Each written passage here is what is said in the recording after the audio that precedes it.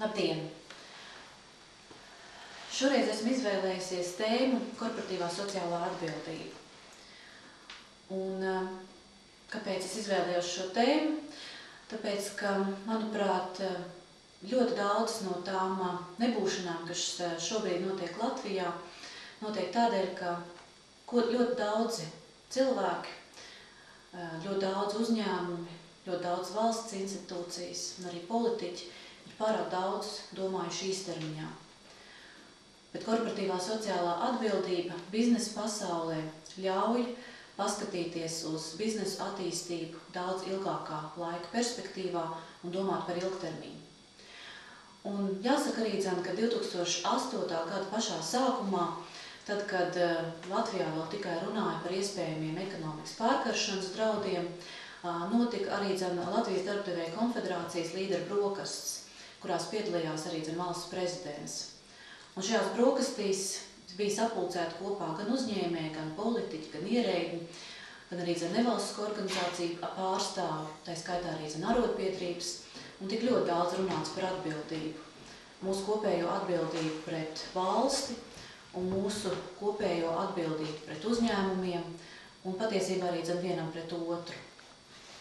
Un jāsaka, ka ļoti daudz arī eksperti, komunikāciju eksperti būs ļoti ieinteresēti uzzināt par tām aktivitātēm, kas ir notikušas šajā laika posmā tieši korporatīvās sociālās atbildības jomā.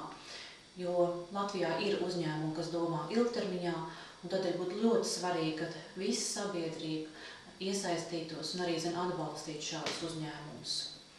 Vēl arī jāatkāpjas nedaudz atpakaļ un jāsaka, ka kopš 2005. gada, kad Apvienoto Nāciju organizācijas pārstāvniecība Latvijā beidza savu darbu, tad ANO ģenerālsekretāra Kofi Anana iniciatīva par globālo līgumu, kas apvienoja tieši šādus ilgtermiņā domājošus uzņēmumus korporatīvās sociālās atbildības principu īstenošanā. Tad šo iniciatīvu Latvijā popularizēt un aizstāvēt aizsāk arī konfederācija. Un jāsaka, ka tas nav bijis viegls darbs runāt par sociālo atbildību laikā, kad liekas, ka viss nāk pats par sevi, ka finanšu resursi ir tik ļoti pieejami un ka iespējams nav ne par ko savu galvu tā īpaši ilgtermiņā jānoslogo. Bet neraugoties uz to, arī pagājušā gada vasarā, 2009. gada vasarā, konfederācija ļoti laipni uzņēma savās telpās komunikāciju ekspertus, nevalstisko organizāciju pārstāvjus, valsts institūcijas. Šeit jāpiemina gan vides ministrija, gan labklājības ministrija, gan ekonomikas ministrija, ārlietu ministrija.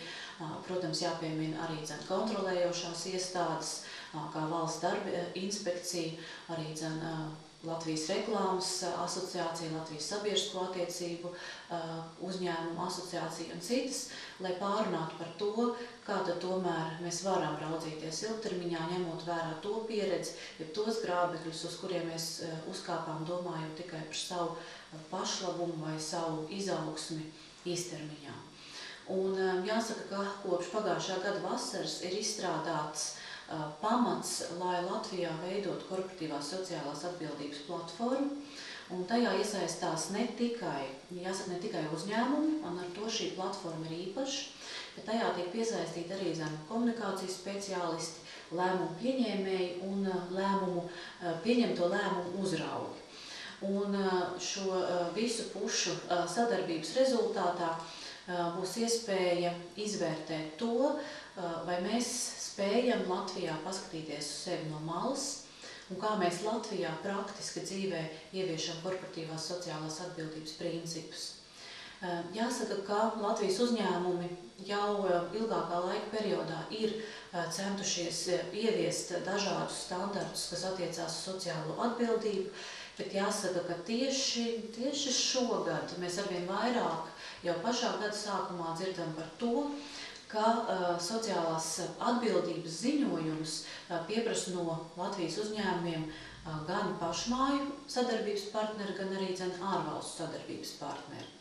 Runājot par standartiem, tad ļoti veiksmīgi vērtējams arī ir dienas reputācijas tops, un dažādas citu mēdīju aktivitātes vērtējot uzņēmumu darbu, bet jāsaka, ka mūsuprāt bija ļoti svarīgi paskatīties ne tikai uz to, ko par mums domā patērētāji un cilvēki, kas redz reklāmas, kas redz uzņēmumus sniegtos pakalpojumus un darbus, bet arī izzināt to, ko tad uzņēmumi reāli dara un kā tās lietas, kas ir saistītas ar korporatīvo sociālo atbildību, tiek integrētas uzņēmumu darbībā.